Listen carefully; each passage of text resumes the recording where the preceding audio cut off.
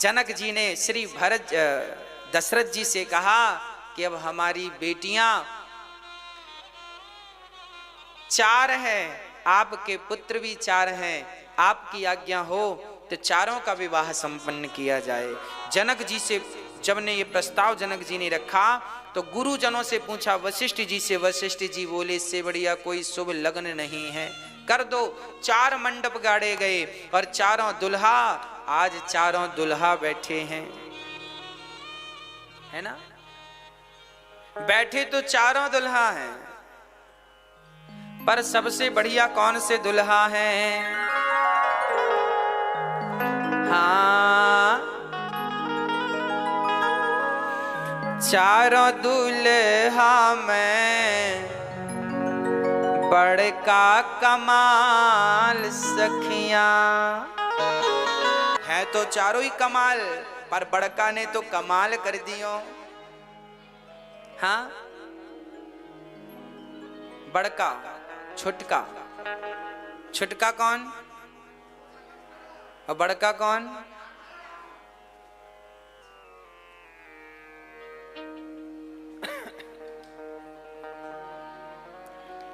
बिहार की भाषा बड़ी प्यारी है, आपको पता है?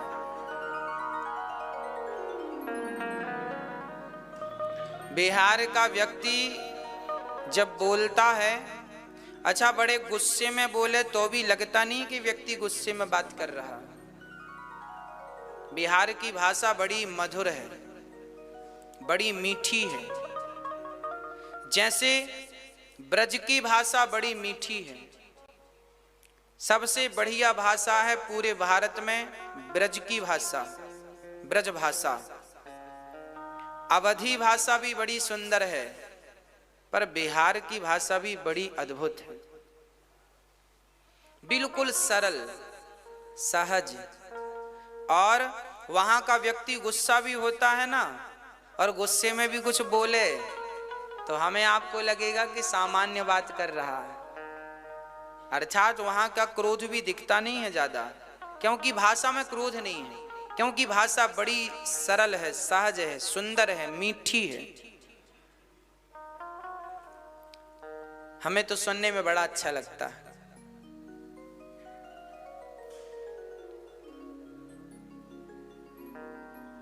आइबो खाइबो,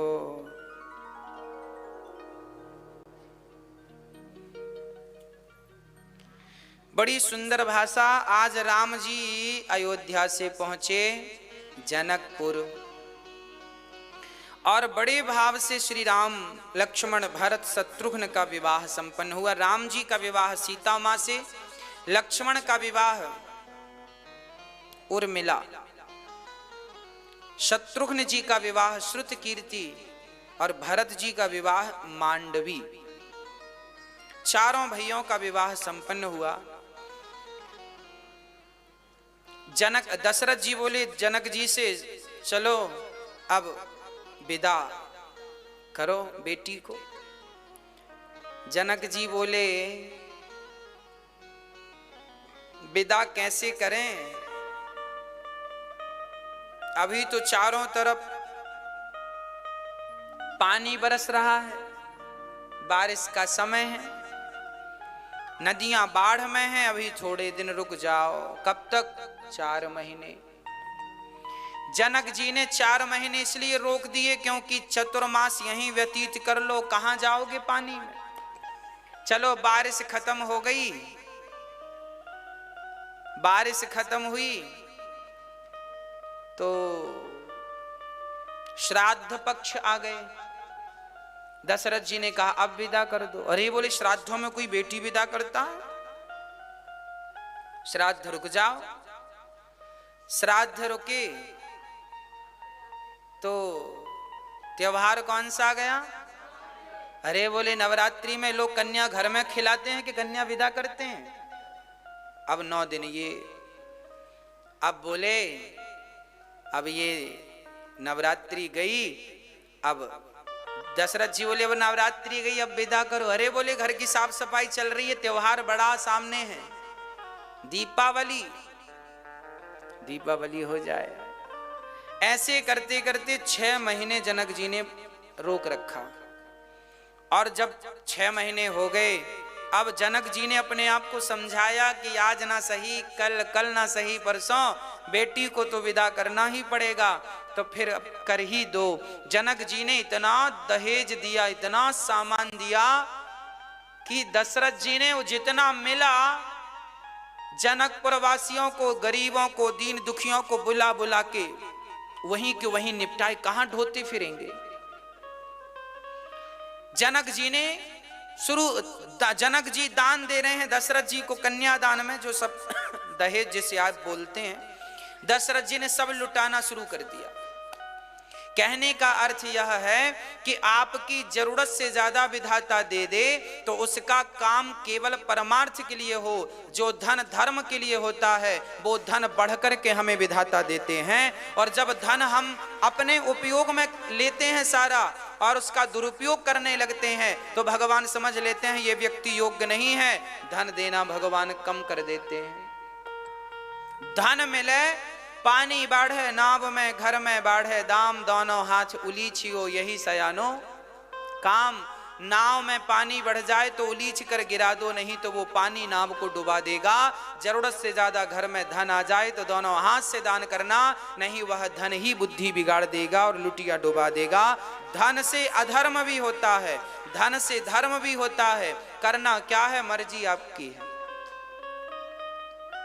है ना। अब विदा होने लगी तो जनक जी के, दशरथ जी ने जाकर जनक जी को प्रणाम किया। दशरथ जी ने जनक जी के पांव छुए और जैसे ही पांव छुए तो जनक जी रोने लगे, प्रभु आप मुझे अपराध में डाल रहे हैं, अपराधी बना रहे हैं। क्यों? क्योंकि परंपरा तो यही आई है कि हमेशा लड़की का पिता लड़के के पिता के पांव छूता है, पर आज उल्टा हो गया। आज लड़के के पिता दशरथ जी ने लड़की के पिता जनक जी के पांव छू लिए। और जब पांव छुए तो जनक जी ने कहा मुझे पाप में क्यों डाल दिया भगवान आपने। तब जनक जी से दशरथ जी ने कहा प्रभु मैं ही आपके पांव पड़ूंगा, क्योंकि बड़े आप हैं। मैं बड़ा कैसे, मैं तो लड़की का पिता हूं। लड़की का पिता तो हमेशा छोटा होता है, लड़का का पिता बड़ा होता है। हाँ ना, हमेशा हमेशा दशरथ जी ने कहा जनक जी सुनो, हमेशा देने वाला बड़ा होता है और हमेशा लेने वाला छोटा होता है। अरे लड़की का पिता इसलिए बड़ा होता है क्योंकि लड़की का पिता लड़की दान करता है, देता है, जिसे कन्या दान कहते हैं। तो देने वाला तो सदियों से बड़ा हुआ है। अरे देने वाला बड़ा हुआ तब तो लेने वाला बामन बने। भगवान को भी बामन बनकर, बामन मतलब छोटे, बामन अंगुल के। जब देने वाला देता है, देने वाला सदा बड़ा होता है। यदि बड़े बनना है तो देना सीखो। दशरथ जी ने कहा कि आप तो देने वाले हैं, आपने 4 बेटियों का दान किया है, आप देने वाले हैं इसलिए आप बड़े हैं, हम लेने वाले हैं इसलिए हम छोटे हैं। पर समाज की परंपरा उल्टी चलती है। यहां तो लड़के का पिता यही सोचता है हम बड़े हैं। जरा पूछो इनसे तुम किस एंगल से बड़े हो, तुमने दिया क्या है?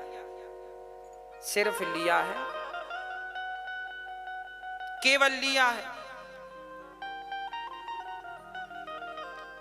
कल ही हमसे एक बिटिया ने पूछ लिया, कल कथा सुना के हम गए तो ऊपर बैठे थे तो एक बेटी आई, उसने कल हमसे पूछ लिया कि गुरुजी आखिर माँ बाप लड़की के घर क्यों नहीं खाते? माँ बाप लड़की के घर क्यों नहीं खाते, क्यों नहीं रहते? आज भी यह देखा जाता है कि स्त्री और पुरुष यही कहते हैं कि हमें लड़की के घर का खाना ना पड़े। तो लड़कियां पूछती हैं कि गुरुजी ऐसा कौन सा गुनाह किया है हमने जो हमारे घर का माँ बाप खाते भी नहीं? तो इसका समाधान यह है, हमने उससे कहा बेटा लड़की, आपके माता पिता ने लड़की का दान किया है और जिसे हम दान कर देते हैं तो दिए हुए दान से फिर हम वापस कुछ लेते नहीं हैं। आपने हमें 5 रुपए दान कर दिया, तो 5 रुपए दान करने के बाद आप ये थोड़ी कहेंगे कि आप 1 रुपए वापस कर दो। दान कर दिया सो दिया हुआ दान वापस नहीं लिया जाता। यदि लेता है कोई तो पाप का अधिकारी बनता है। इसलिए लड़की का दान कर दिया है, और जब दान दे दिया, कन्या दान कर दिया, तो दिए हुए दान के फिर रोटी खाना शोभा नहीं देता है ना। इसलिए माँ बाप लड़की के घर नहीं खाते, क्योंकि दान किया है। हाँ, पर मजबूरी है तो फिर कोई समस्या नहीं है। ऐसा बहुत बड़ा दोष नहीं है कि अब नहीं ही खाना चाहिए। हो सके तो ना खाओ, कोशिश करो। पर यदि मजबूरी है, बेटा रोटी नहीं देता, तो बहुत सारी स्त्रियां बेटी के घर ही रह लेती हैं। अच्छी बात है, बुरा नहीं है, मजबूरी है। आपातकाल में हर चीज क्षम्य है, क्षमा है। पर आपत्ति विपत्ति के समय में, हर समय नहीं कि सब राजी मर्जी है तो भी बेटी के घर 15-15 दिन पड़ी है मां।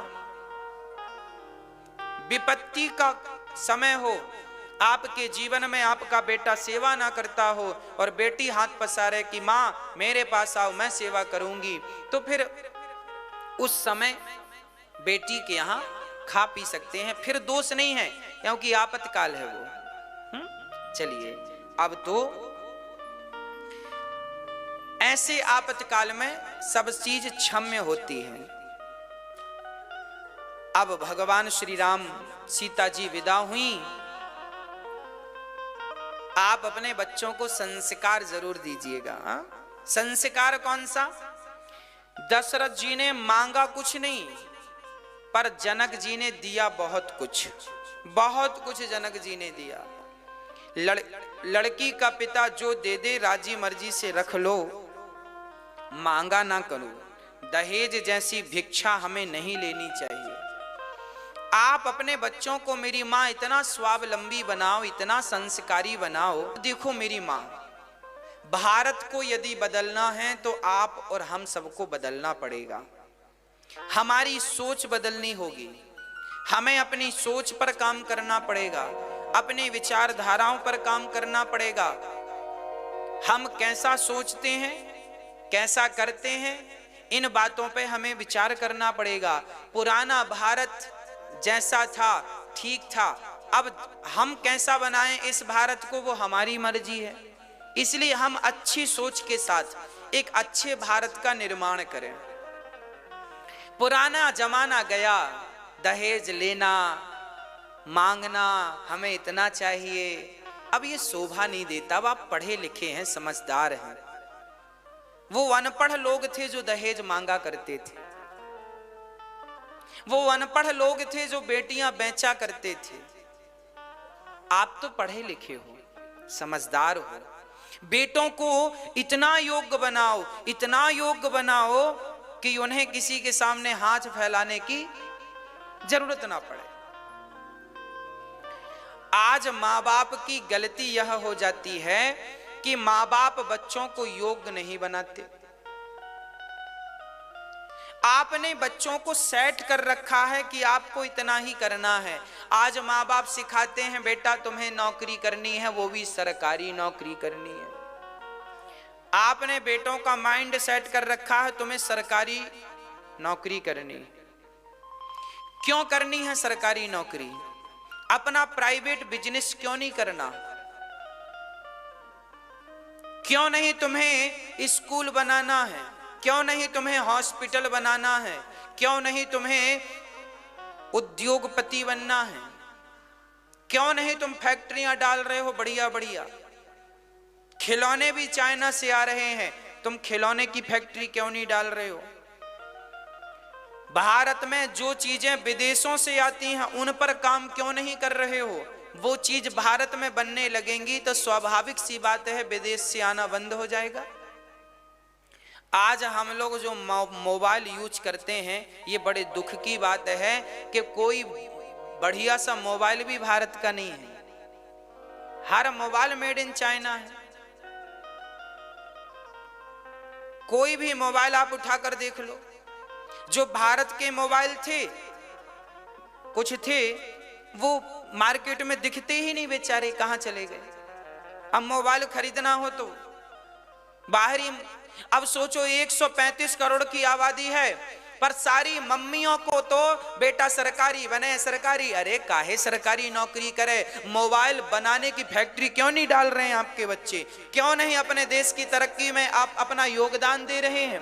बड़ी बड़ी फैक्ट्री, इतना विवेकशील बनाओ बच्चों को, बड़े बड़े काम करें, छोटे छोटे काम। नौकरी 20,000 की नौकरी दे दो, सरकार 50,000 की नौकरी। क्यों 50,000 के पीछे पड़े हो? 50,000 क्यों कमाना है तुम्हें? 20 लाख रुपए महीना क्यों नहीं कमाना तुम्हें? 1 करोड़ रुपए महीना कमाओ ना, 10 करोड़ रुपए महीना कमाओ, और सरकार को अच्छा खासा इनकम टैक्स दो ताकि सरकार भी मजबूत हो। हर आदमी आज फिक्स है, हमें 50,000 की नौकरी मिल जाए महीने की, महाराज हम सुखी हो जाएं। आदमी, भारत का व्यक्ति ना ऐसा नहीं था जैसा आज का है। भारत के व्यक्ति, भारत के लोगों की सोच बड़ी ऊंची हुआ करती थी। आज की सोच बिल्कुल संकीर्ण हो गई है। आप 50,000 से ज्यादा का सोचते भी नहीं है। कौन सोचता है बताओ? आजकल 10,000 की नौकरी मिल जाए तो लोगों को संतोष हो जाए, भैया 10,000 की, हाँ चलो हमें नौकरी मिले। कितने की? 10,000 की, महीने के 10,000। 20,000 रुपए मिल गई, बहुत बड़ी मिल गई। अरे भाई क्यों इतने तुम कमजोर हो? 20,000 की नौकरी क्यों करते हो? 50,000 की नौकरी क्यों करते हो? अपने आप को इतना सफल बनाओ, इतना सफल बनाओ कि आप 50 लाख रुपए महीने में कमाएं, 1 करोड़ रुपया महीने में कमाएं। सफल क्यों नहीं बनाते? क्यों सीमित हो जाते हैं आप? अपनी सोच को क्यों आपने सीमित कर रखा है?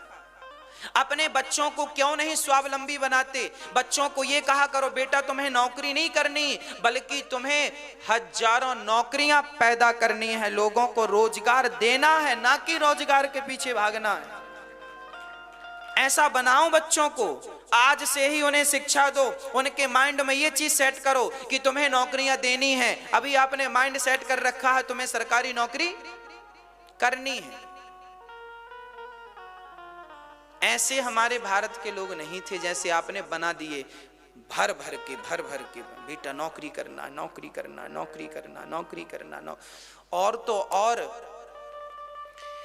जब एग्जाम होते हैं 12वीं क्लास के, 10वीं क्लास के, तो आपने सुना होगा जिन बच्चों को, मैंने एक बार सुना एक बच्चे ने अच्छे नंबर पाए, हर सब्जेक्ट में 80 नंबर थे उसके, पर उस बच्चे ने आत्महत्या कर ली। इसलिए आत्महत्या कर ली क्योंकि स्कूल से प्रेशर था कि कम से कम 90 नंबर लाना है। माँ बाप का प्रेशर था 90 नंबर लाना है। अरे भैया अब इतना जोर लगाएंगे बच्चों को, इतना परेशान करेंगे, 90 नंबर चाहिए, खाओगे 90 नंबरों को? हाँ खाओगे 90 नंबरों को? अरे व्यक्ति का टैलेंट नंबरों से नहीं दिखता, उसका टैलेंट दिखेगा उसे, उसके अंदर केवल सकारात्मक सोच भरते जाओ, सकारात्मक बनाते जाओ। नंबर कम ज्यादा से कोई फायदा नहीं। उदाहरण के लिए आज जितने भी सफल लोग हैं, इनके कितने नंबर आए थे पूछो? अंबानी कहां तक पढ़े हैं? टाटा बिरला कहां तक पढ़े हैं पूछो? ज्यादा से ज्यादा 10वीं तक पढ़े हैं। 10वीं से ज्यादा ना अंबानी जी पढ़े, ना टाटा जी पढ़े, ना जितने उद्योगपति हैं 10वीं से ज्यादा पढ़े ही नहीं। और 10वीं में भी बहुत सारे तो फेल हो गए, और आज वो सफल व्यापारी, सफल बिजनेसमैन हैं।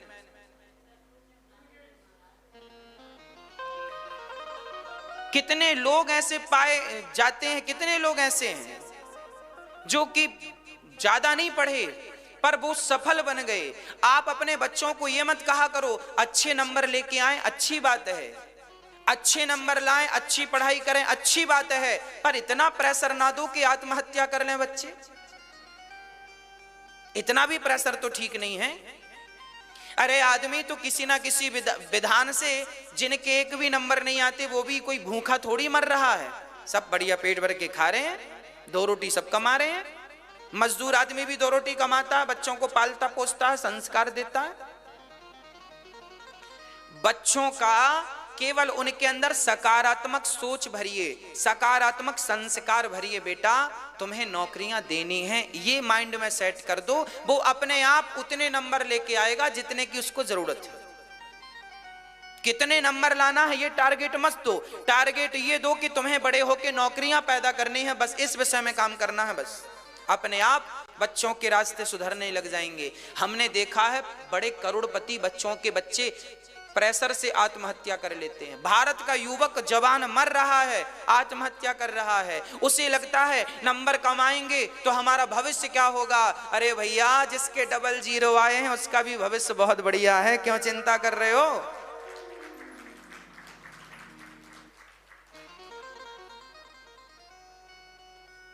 आप सफल व्यक्ति बनने के लिए बहुत ज्यादा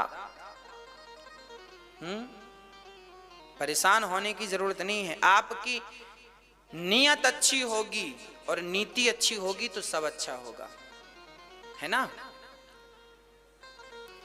तो बच्चों को योग्य बनाइए, दहेज इत्यादि की बुराइयों से अपने बच्चों को बचाइए। अच्छी योग्य लड़की देखिए, विवाह करिए, योग्य बच्चा देखिए, लड़का देखिए, विवाह करिए। दहेज लेने और देने से बचिए। दहेज की भीख आपके बच्चे हाथ पसारते पसारते, बाप ने भी हाथ पसारा, बेटे ने भी हाथ पसारा और नाती ने भी हाथ पसारा। भिखमंगों की खदान है, सब भिखमंगे, बाप भिखमंगा, बेटा भिखमंगा, नाती भिखमंगा। भिखमंगाओं को पैदा किया आप लोगों ने, बताओ। सब दहेज की भीख मांग रहे, भैया दे दो 10 लाख दे दो, 10 लाख दे दो, 20 लाख की भीख दे दो, 20 लाख की भीख दे दो। भिखमंगा पैदा कर रहे हो मेरी माँ। अरे पैदा ही करना है तो दानी पैदा करो। जननी जने तो भक्त जने, या दाता या सूर, या से तो बंध्या भली, काहे गवावे नूर। समाज में जो हो रहा है उसमें देखो क्या सही है क्या गलत है। जो सही है वो तो आप धारण करो, जो गलत है उसका त्याग कर दो। अच्छाइयों को तो जैसे दूध और पानी में हंस दूध दूध पी लेता है, पानी पानी छोड़ देता है, जैसे सुपड़ा सार सार रख लेता है, असार उड़ा देता है, उसी प्रकार जीवन में सार तत्व तो ग्रहण कर लेना चाहिए, असार तत्व छोड़ देना चाहिए। आपको जो मिल जाए लड़की के पिता से वो अपनी मर्जी से दे तो रख लो, पर भीख ना मांगना चाहिए। भैया दहेज दे दो। आप लोगों ने मांगा तो नहीं है दहेज अपने बेटों के लिए? 5 लाख 10 लाख माताएं बड़ी लिस्ट भिजवाती हैं, साड़ी इतनी इतनी इतनी इतनी। ये माताएं इनका ये अभी यहाँ बढ़िया करती हैं, और इनसे जरा बात कर लो शादी की, फिर देखो शादी की बात अलग ही होगी। हाँ महाराज जी, लड़की पापा क्या करते हैं, कितना कमा लेते हैं, जितना कमाएंगे उस हिसाब से मांगेंगे। लड़की शादी करने वाले भी बड़े चतुर होते हैं। लड़का वाला हमेशा ये देखता है कि लड़की का पिता करता क्या है, कितनी जमीन जायदाद है, उसके हिसाब से मांग लेते हैं। ज्यादा जमीन है तो ज्यादा मुंह फाड़ेंगे, कम है तो कम में काम चला लेंगे। इनका लड़का तो 2 कौड़ी का नहीं है, पर दहेज तो इतना बड़ा मांगते हैं, इतना दे दो हमें, 10 लाख दे दो, 20 लाख दे दो, और 2 कौड़ी का नहीं है, बीड़ी पीता घूमता है। ये बीड़ी पिवैया के 10 लाख रुपया। एक रत्ती का टैलेंट नहीं है, एक रत्ती का योग्यता नहीं है, एक रत्ती का संस्कार नहीं दिया माँ बाप ने, बस पैसा दे दो। वो बीड़ी पीता घूमता है गांव गांव में, और बीड़ी पीता भी है अपने पैसे की नहीं। भैया जरा पिलाना एक। उसकी औकात बीड़ी खरीदने की भी नहीं है, जिसके बाप ने 10 लाख रुपए की बोली लगाई है। और समाज में ऐसे बच्चे खूब बिक रहे हैं 10-10 लाख में। हाँ या ना? लड़की के पापा भी पागल हो रहे हैं। अरे योग्य लड़का देखो अपनी बेटी के लिए, योग्य बेटा, योग्य वर देखना चाहिए। योग्य हो, शराब ना पीता हो, बुराइयों से बचा हो, संस्कारी हो, भगवान का चिंतन भी करता हो, संस्कार से जुड़ा हो, आध्यात्म से जुड़ा हो, ऐसे बच्चे देखना चाहिए। बेटी सुखी रहेगी, कल को तुम्हारी जब संतान होगी तो वो बड़ी सुंदर होगी, क्योंकि योग्य माता पिता होंगे तो संतान भी योग्य होगी, है ना भाई। शेरनी से शेर का ही बच्चा पैदा होगा और गधी से गधा ही पैदा होगा। अब गधी से तो शेर का बच्चा पैदा हुआ नहीं, है ना।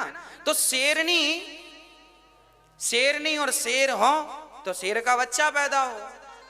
अब गधा गधी तो गधी पैदा हो रहे हैं। शेर ढूंढने, वो विवेकानंद जैसे शेर कहां चले गए, झांसी की रानी जैसी शेरनी पैदा करने वाली मां कहां चली गई पता नहीं, वो नस्ल ही कहां चली गई पता नहीं।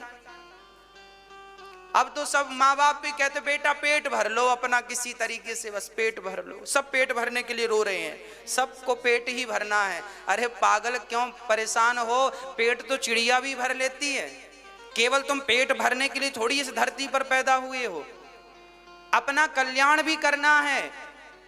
योग्यता के साथ साथ अपना कल्याण भी करना है, अपने देश के बारे में भी सोचना है, कुछ अच्छा कर दिखाना है। बस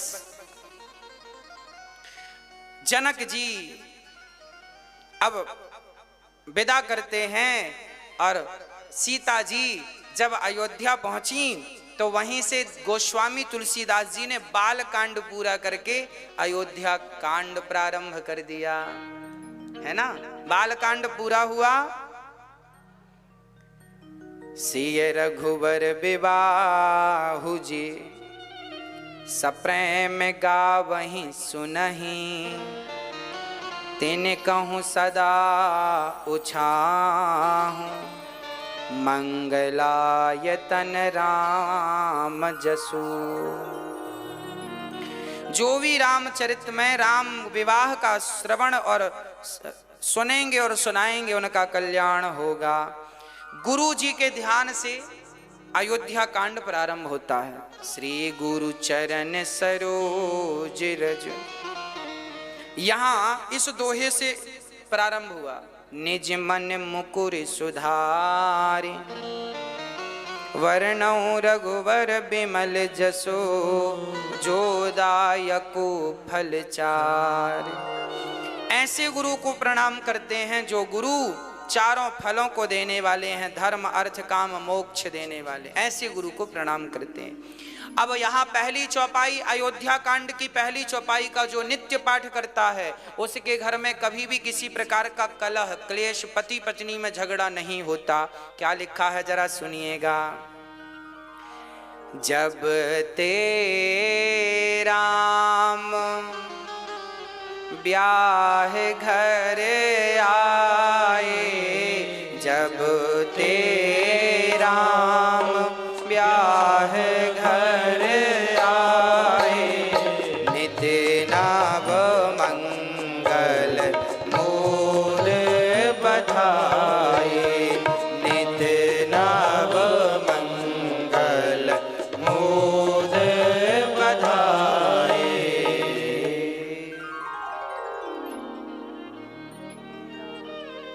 हाँ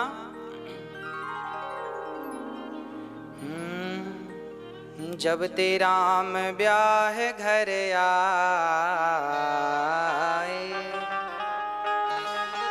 नित नव मंगल मोद बधाए, भुवन चार दस भूधर भारी, सुकृत मेघ बर सही सुख बारी, रिधि सिद्धि संपत्ति नदी सुहाई, उमगे अवध अम्बुधि कहूँ आई, मणिगणपुर नर नारी सुजाती, सुचि अमोल सुंदर सब भांति। जब ते राम ब्याह घर आए,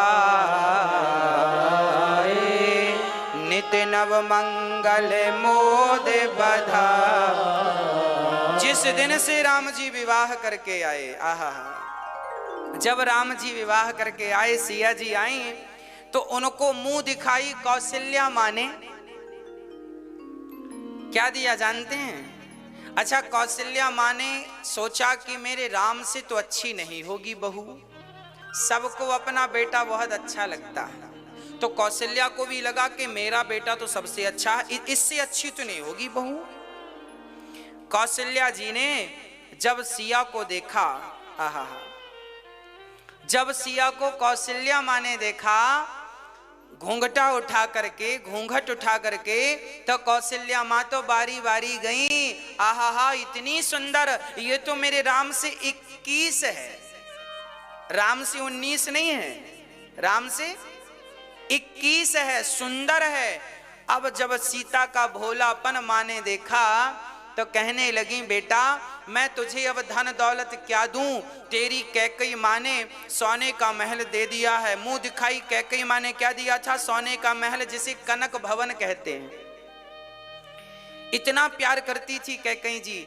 अब कौशल्या ने कहा, सिया मैं तुझे क्या दूं, एक काम कर, मैं अपने राम से बहुत प्यार करती थी और राम का जो सुंदर सा मुखड़ा है ना, चेहरा, मैं उसे देखा करती थी और मैं अपने राम को किसी को नजर उठाकर देखने नहीं देती थी, कहीं कोई मेरे राम को नजर ना लगा दे। कोई राम को घूरने लगे ना तो कौशल्या माँ के खड़ी हो जाती थी, मेरे राम को मत देखो ऐसे।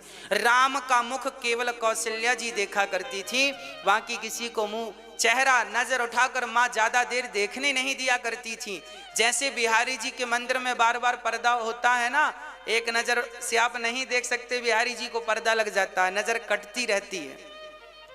ऐसे कौशल्या माँ राम के इर्द गिर्द रहा करती थी, कोई नजर उठा के देखे ना, राम का एक टकी मतलब टकटकी लगा के कोई दर्शन ना करे। पर आज कौशल्या मैया ने सीता को देखकर कहा, सीता जा, किसी ने तुझे सोने का महल दिया, किसी ने सोने का धन सोना चांदी दिया, जा, आज से राम के मुख पर आज से तेरा कब्जा रहेगा। मैं अपना अधिकार छोड़ करके राम पर मैं तेरा अधिकार, तुझे अधिकारी बनाती हूँ। आज से राम तेरे हुए, राम का मुख तेरा हुआ, अब मैं ये अधिकार माँ होकर छोड़ रही हूँ। अब राम का मुख कोई देख सकता है, नजर उठाकर तो केवल तू देख सकती है। ऐसा अधिकार माँ कौशल्या ने सिया जी को दिया। चारों तरफ बधाई बज रही हैं और चारों तरफ राम के विवाह का उत्सव चल रहा है।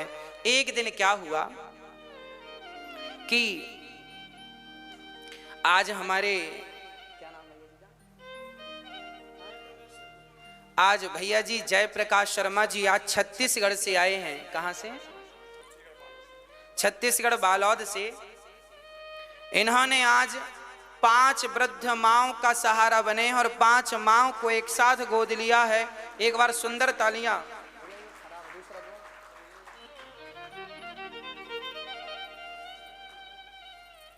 पांच माँओं का आप सहारा बन रहे हैं। यहाँ जो वृद्ध माँ रहती हैं उन माँओं की सेवा में आप अपना योगदान सहयोग कर रहे हैं। भगवान इनको सुखी रखें, संसार का हर सुख इन्हें प्राप्त हो, ऐसी हमारी शुभकामनाएं हैं।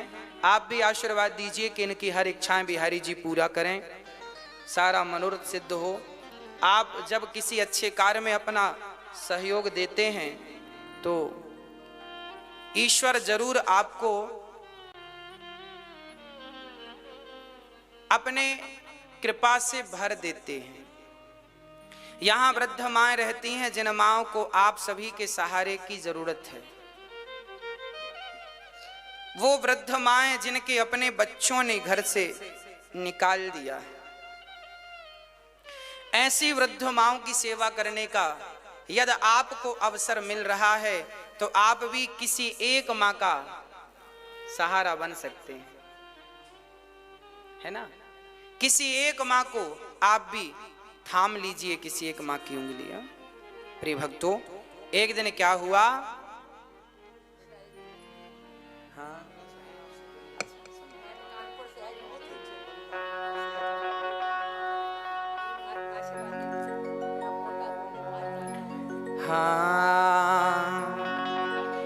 श्रवण समीप भय सित के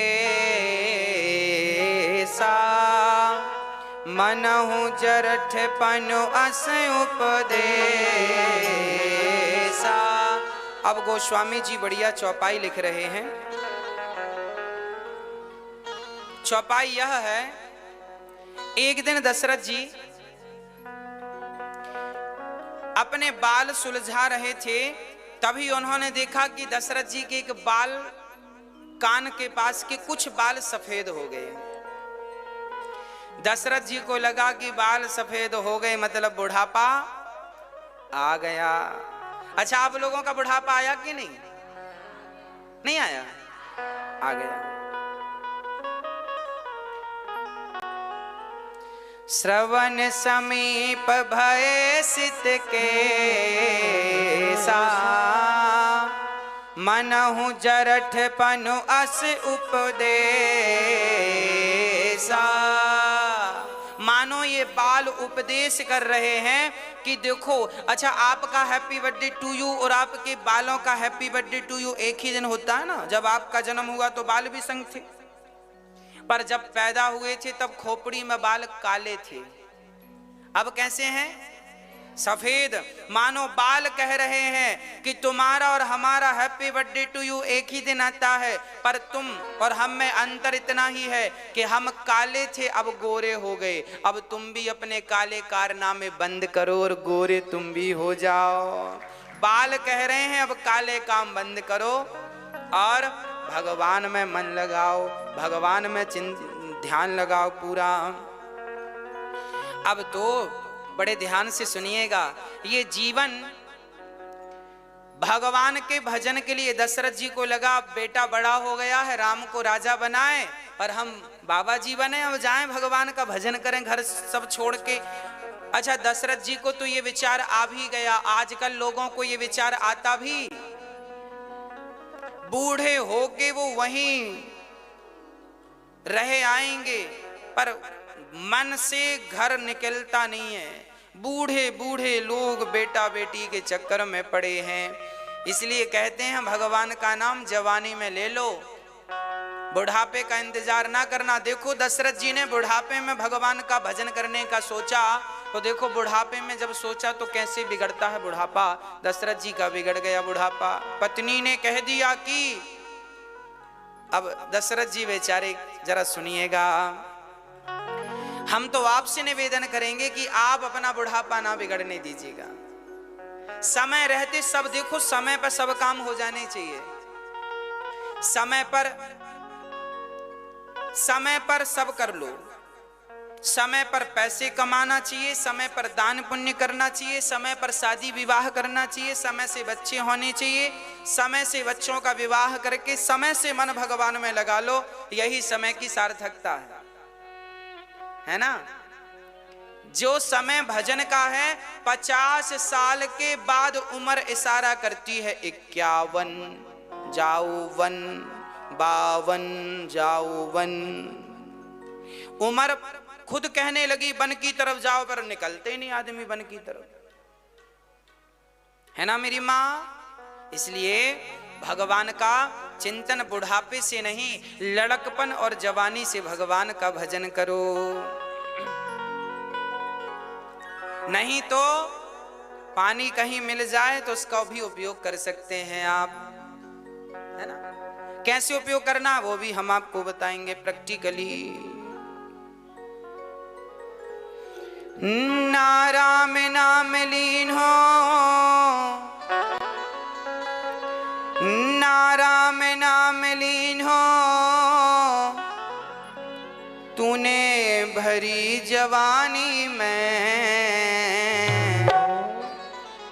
भगवान का नाम, राम का नाम जवानी में लेना शुरू कर दो, नहीं तो क्या करना, फिर क्या होगा। यदि नहीं ले पाए तो दूसरा ऑप्शन है। यदि भगवान का नाम जवानी में ले लिया तब तो बढ़िया, और नहीं ले पाए तो ऑप्शन दूसरा। कौन सा?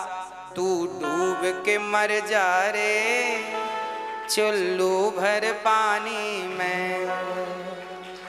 का तात्पर्य यह हुआ कि दशरथ जी ने देखे बाल पक गए, तो दशरथ जी ने विचार किया कि अब हमें बेटे को राजा बना करके घर परिवार से मन को हटा लेना चाहिए।